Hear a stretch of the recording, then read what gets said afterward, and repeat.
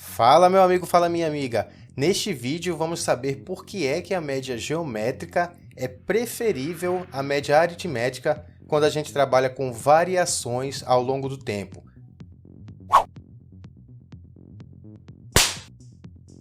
A média geométrica é geralmente mais utilizada quando a gente trabalha com variações ao longo do tempo do que a média aritmética. Geralmente, no mercado financeiro, por exemplo, a média geométrica ela prevalece justamente por ela ter essa propriedade de se aplicar melhor às variações, mas não só no mercado financeiro. Qualquer variação ao longo do tempo, variações percentuais, são melhor trabalhadas e de uma forma mais exata quando a gente usa a média geométrica. Antes de qualquer coisa, já clica aqui embaixo no botão do like, se inscreve no nosso canal, ativa o sininho para ficar ligado nos novos vídeos que saírem, compartilha com seus amigos, ajuda a gente a crescer para que a gente possa alcançar mais pessoas com esse conteúdo relevante de Business Analytics, contabilidade e finanças. Suponha que eu vou fazer uma aplicação financeira ao longo de 10 anos, uma aplicação qualquer. Então eu tenho aqui na minha primeira coluna 10 períodos de um ano, porque essa minha aplicação vai ser corrigida, vai ser capitalizada a cada um ano. Nesta segunda coluna, eu tenho aqui na primeira linha o valor que eu vou investir, que aqui no exemplo vai ser R$ 100. E na terceira coluna, eu tenho os meus retornos. O quanto vai ser o meu retorno ano a ano. Observe que aqui eu coloquei os valores em valores decimais, mas eles representam percentuais. Por exemplo, 0,25 é a mesma coisa que 25%. Imagina que eu tenho aqui 25 dividido por 100, que 25% representa justamente isso, 25 dividido por 100, vai dar igual a 0,25. Então, todos estes meus valores aqui estão representados como decimais, mas daria no mesmo se eu estivesse trabalhando com percentuais. Daí eu vou encontrar o meu fator de crescimento. O meu fator de crescimento ele vai ser simplesmente 1, o número 1, somado com o meu retorno daquele mesmo período. Então, se o meu retorno no ano foi 25%, 0,25 no caso aqui, o meu fator de crescimento vai ser 0,25 mais 1, ou seja, 1,25. Eu vou copiar esta formulazinha para baixo, de forma que todos os meus retornos serão, todos os meus fatores serão o retorno daquele mesmo ano somado com 1. Quando eu tiver um retorno negativo, logicamente, se eu somar um retorno negativo com 1, o meu 1 vai ser reduzido. Então, no caso, somando 1 menos 0,25, eu vou ficar com 0,75, porque nesse ano o meu retorno foi negativo, ou seja, eu perdi dinheiro, meu dinheiro diminuiu esse ano. A lógica do fator de crescimento é justamente mostrar o quanto aquele valor cresceu ao longo daquele período. Então, se, por exemplo, eu iniciei com 100 e eu terminei com 125, significa que a minha variação foi de 1,25. Olha só, se eu pegar aqui o 100 inicial e multiplicar por... Espera aí, deixa eu colocar esse 1,25 aqui embaixo para ficar mais fácil de visualizar. Se eu pegar e multiplicar o meu 100 vezes 1,25, ele vai justamente dar o meu valor final naquele período. Então, é por isso que a gente soma aqui o 1 para achar a nossa taxa de crescimento, ou o nosso fator de crescimento. Então, agora tendo os meus fatores de crescimento, fica fácil de eu calcular os meus saldos finais por período. Então, o meu primeiro período foi 1, e o meu saldo inicial era 100. Para eu achar o meu saldo final deste primeiro ano, eu vou justamente pegar o meu valor inicial, que foi 100, e multiplicar pelo meu fator de crescimento, que vai dar 125. Observe que se eu simplesmente pegasse o 100 e multiplicasse apenas pelo meu retorno, que foi 25%, eu teria somente o 25 como resultado, ou seja, eu teria só o meu retorno. Só que ao final do ano, eu não vou ter apenas o meu retorno, apenas os 25. Eu vou ter o meu retorno somado com a aplicação inicial, que era 100. Então, é por isso que esse fator de crescimento ele vai representar não apenas o meu retorno, mas a soma do meu retorno com o meu valor inicial. Eu vou fazer a mesma coisa para todas as outras linhas aqui, mas antes tem um detalhezinho que eu preciso fazer aqui.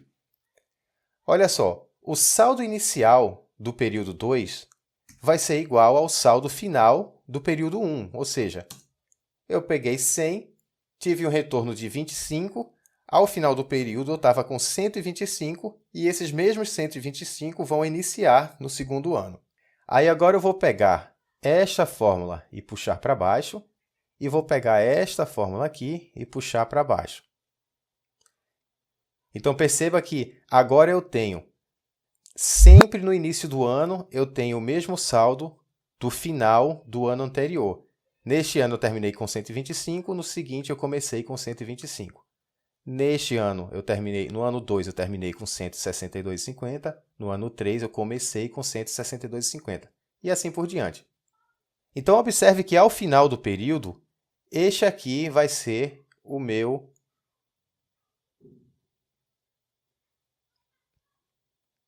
retorno final, R$ 370,91. Só que o meu retorno real, ele variou ao longo dos 10 anos. Ele não foi o mesmo para todos os anos. E se eu quiser aqui achar uma taxa média que, se eu aplicar essa taxa constantemente, ano a ano, eu vou chegar nos mesmos 370,91. Se eu fizer com a média aritmética, eu vou chegar lá? Bom, vamos fazer a média aritmética aqui. Como todo mundo já conhece a média aritmética, eu vou simplesmente usar a fórmula média aqui do Excel e vou achar a média dos fatores de crescimento ao longo dos 10 anos. Pronto, então a minha média aqui ficou como 1,18 a cada um dos 10 anos. Vamos simular aqui a mesma aplicação ao longo de 10 anos, utilizando essa taxa aqui constante a cada um dos períodos. Então, eu vou pegar aqui como o 100 como saldo inicial. Vou pegar aqui meus 10 períodos. Deixa eu copiar isso aqui. Aqui. Aí aqui eu vou colocar 100. Meus 10 períodos aqui, meus 10 anos.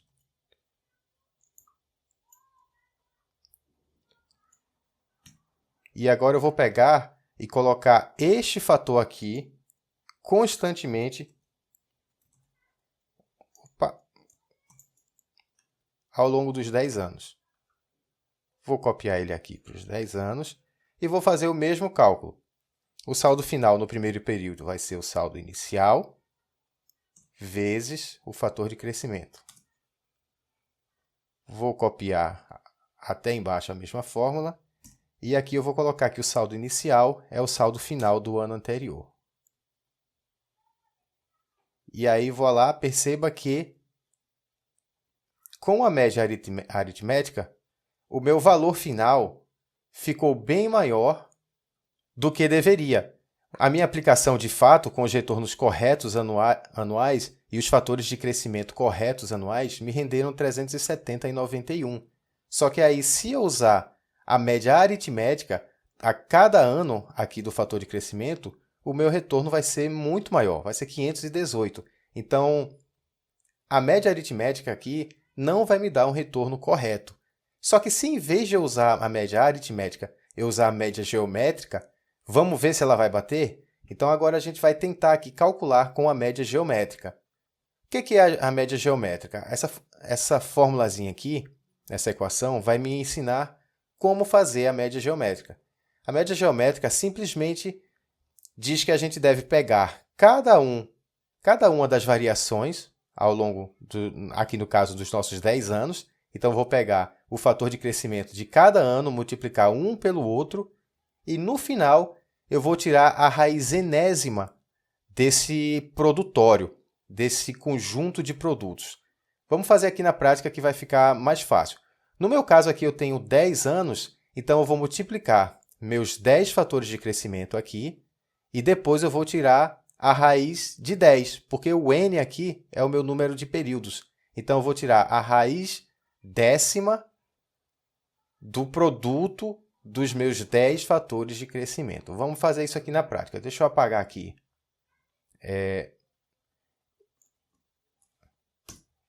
esta média aritmética que não está certa. E eu vou fazer o seguinte, eu vou utilizar a fórmula MOULT, que é uma fórmula que obtém o produtório, ou seja, a multiplicação de todos os nossos elementos marcados aqui, de todo o nosso intervalo.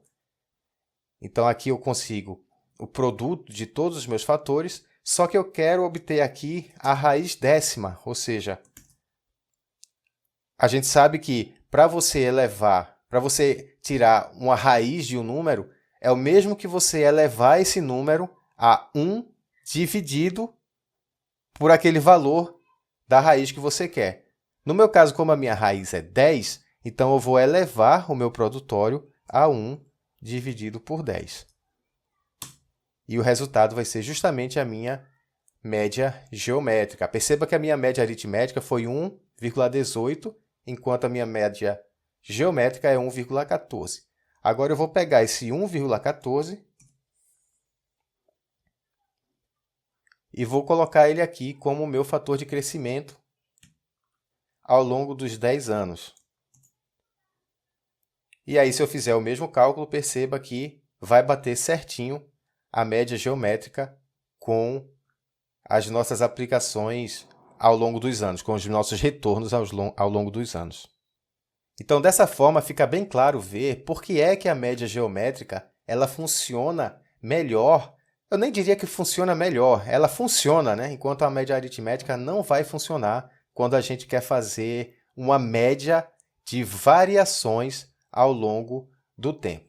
Então, fica a dica, quando você precisar de uma média baseada em variações ou variações percentuais ao longo do tempo, utiliza a média geométrica. Quer receber mais conteúdo como esse? Business Analytics, contabilidade, matemática financeira, auditoria? Então se inscreve aqui no nosso canal, curte aí o nosso vídeo e compartilha para que a gente continue trazendo esse tipo de conteúdo aí, alavancar a sua carreira e alcançar muito mais pessoas. Espero que tenha gostado e até o próximo vídeo.